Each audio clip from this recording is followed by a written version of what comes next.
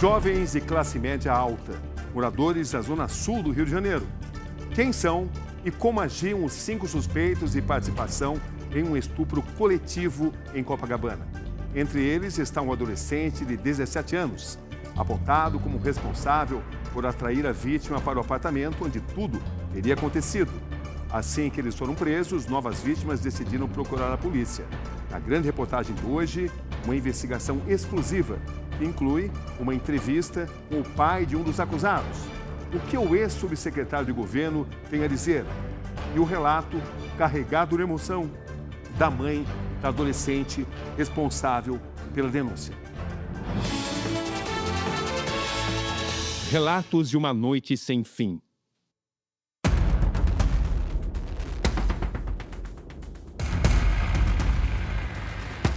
Eles me bateram muito com tapas e socos. O relato daquela noite. Agora estarrece uma nação. Crime bárbaro. Um crime de estupro coletivo contra uma adolescente de apenas 17 anos. Esses são os suspeitos. Todos moradores da Zona Sul, de classe média, média alta, estudantes, com famílias estruturadas, que tinham todo o futuro pela frente, mas optaram em praticar esse tipo de crime. Sinceramente, o seu filho participou de um estupro coletivo? No prédio, ninguém sabe do que aconteceu, ninguém tomou conhecimento, não houve grito, não houve pedido de socorro, não houve nada. Um caso isolado? Quantas são as vítimas? Copacabana, Rio de Janeiro. Cartão postal do Brasil. Esse é o ponto de partida de nossa investigação. O que parecia um encontro de jovens no apartamento 601, agora é tratado como um crime. Na noite de sexta-feira, uma conversa exclusiva e cercada de emoções com a mulher que é avó e, por ter a guarda, também é chamada de mãe, pela jovem que relata ter sido abusada e agredida por um menor e 4 adultos. Quando eu cheguei em casa, eu encontrei em posição fetal.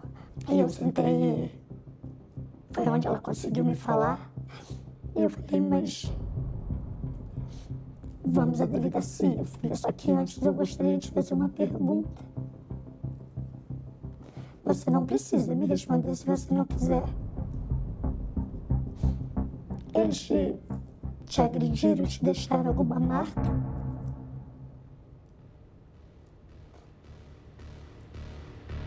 E quando ela suspendeu o vestido,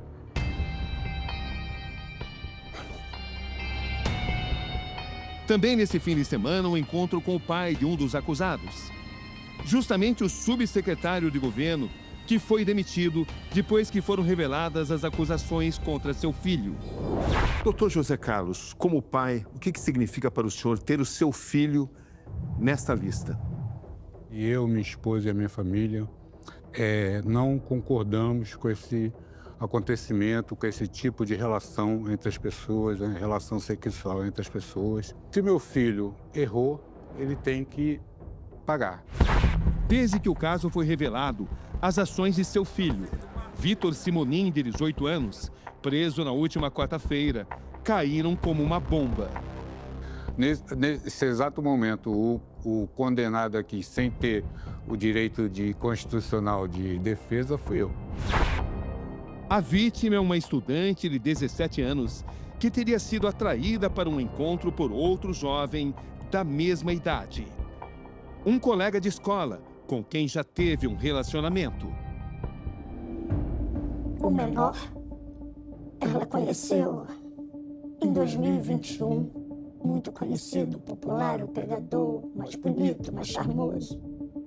De tanto frequentar festinhas juntos em 2023, eles realmente se aproximaram e formaram laços. Ganhou confiança, inclusive, minimamente da família ali, de poder ir na porta de casa, buscar, chamar para sair e tudo mais, né? Eles começaram a ficar cerca de 2 anos atrás e voltaram a ficar no mês do crime. E a partir dessa confiança, ele a convidou para o apartamento num contexto que a gente considera de emboscada planejada. Tudo começa com mensagens e texto trocadas pelo celular. Está em Copa? A jovem responde: estou, por quê? A resposta é seguida de um convite. Estou em um AP aqui. Estamos eu e 2 amigos. Chama alguém e vem. A vítima diz que vai ver se consegue, mas decide ir sozinha. O senhor tem consciência de que a vítima relata que jamais permitiu a participação dos outros jovens? Ela diz que está levando mais 2 amigas e o rapaz diz que está ele mais 3 pessoas, mais 3 rapazes no quarto. E daqui a pouco ela vai sozinha. Não fica muito cômodo acusar a vítima? Eu jamais vou acusar a vítima, não vou colocar essa carga nela, não. Tenho certeza que o senhor perguntou para ele: filho, você cometeu isso? Ele disse que não, que foi um ato voluntário, que a menor teve relação com eles voluntariamente. Eles tentaram me escalar, né? Quem tentou calar a senhora? Por ser filhos de pessoas públicas, acharam que de repente não daria nada.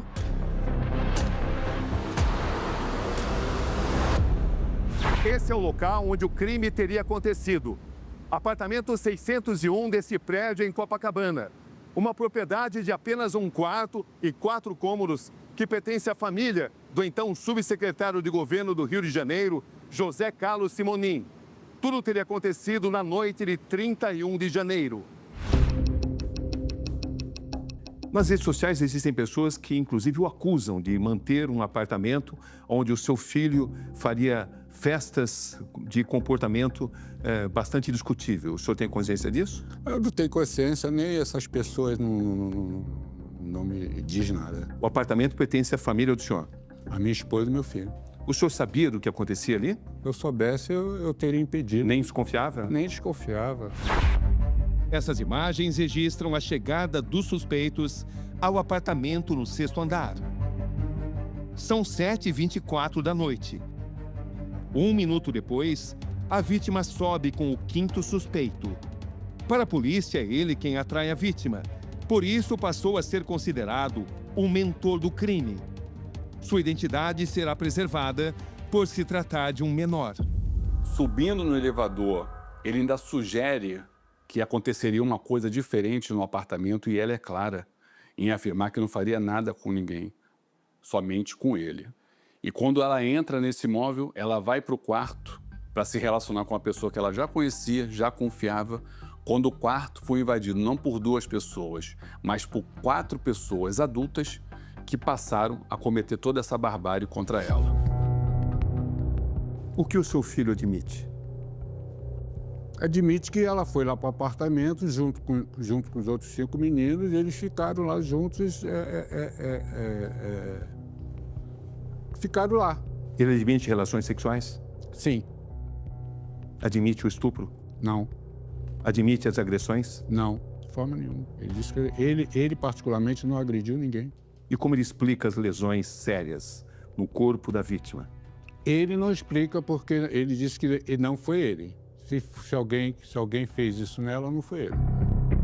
1 hora depois, a porta do apartamento é aberta. A vítima sai na frente. Assim que sai do campo de visão do adolescente suspeito de planejar o encontro, ele volta. Faz um gesto para os amigos que estão na sala do apartamento. A adolescente aguarda a chegada do elevador. Essa outra câmera registra os 2 ao descerem. E ela sai descendo tranquilamente, normalmente. Eu não sei o que aconteceu com ela após ela ter saído de lá. O que significa isso na sua visão? Que eles não estavam fazendo nenhuma violência, senão a vítima teria gritado, teria pedido socorro. Talvez ela se sentisse impotente diante de 5 homens. Talvez. Mas a forma como é que ela saiu, que ainda voltou e e deu um beijo no rosto do menino e encostou a cabeça no ombro dele, eu acho que não, né? Mas isso não explica as lesões no corpo dela. Isso não explica a lesão no corpo dela. Eu não posso explicar porque eu não estava lá. Isso não o preocupa? Preocupa porque é uma violência contra uma menina. Com certeza me preocupa, me deixa estarrecido.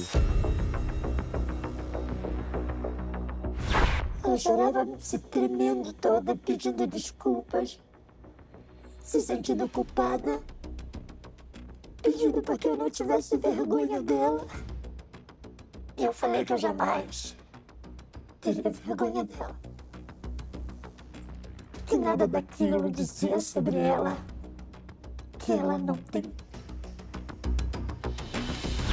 Depois que deixou esse prédio, a adolescente decidiu procurar o irmão.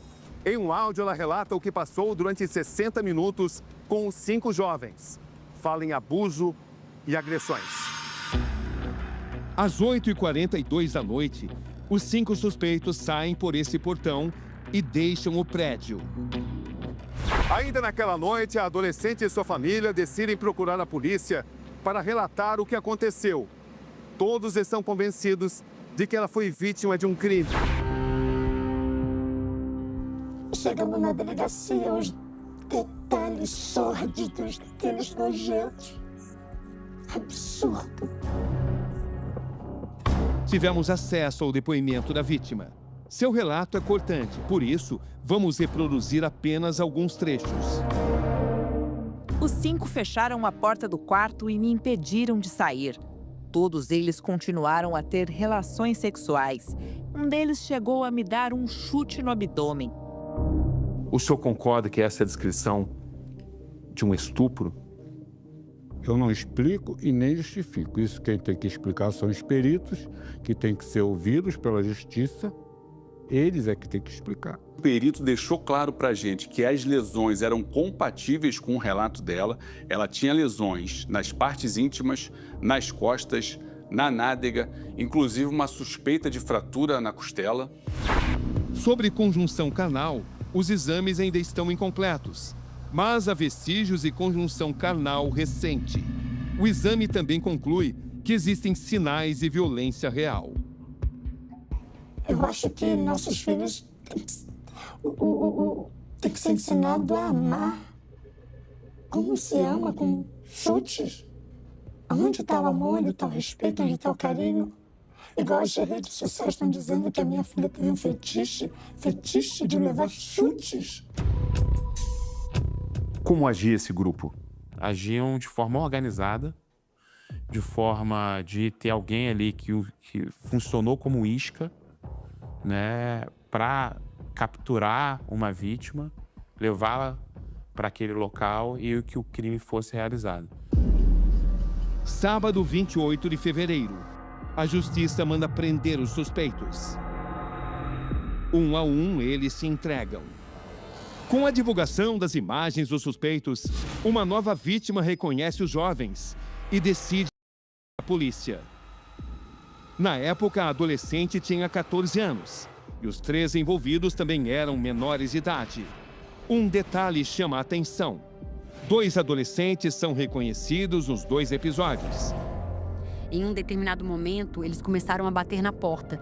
Ele abriu e começou a tirar a minha roupa contra a minha vontade. Eu falei que eu não queria, mas eles me bateram, me deram socos e eu só chorava enquanto os 3 abusavam de mim. Que ela pedia para sair do imóvel e que a todo momento eles ficavam rindo, ainda filmaram toda essa barbárie, o que a intimidou de fazer uma denúncia. Pouco tempo, 2 novas vítimas apareceram. O senhor tomou conhecimento da informação de que esse grupo de 5 pessoas, 4 maiores, um menor de idade, teria participado de outras 2 ocasiões semelhantes? Não sei desse grupo que estão se referindo, se as pessoas se referem a esse grupo e que não tem nenhum fundamento e não tem nenhuma prova. Na última quinta-feira, o Ministério Público pediu a internação do menor apontado como responsável por atrair a vítima até o apartamento. A Justiça acatou o pedido e no dia seguinte o adolescente foi apreendido.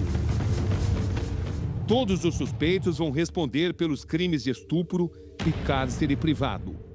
O que a sociedade quer é a verdade. Qual é a verdade? Qual é a verdade? Que meu filho é inocente e que todos os meninos são inocentes das acusações que estão sendo feitas. Como mãe, que tipo de desabafo a senhora gostaria de fazer? Esse ocorrido brutal não foi só a minha filha, na minha família, foi na família de muitas. Não é não. E ponto. Não, não é talvez, não é quem sabe. Não é até quando. O não é até quando a gente dizer não e ponto.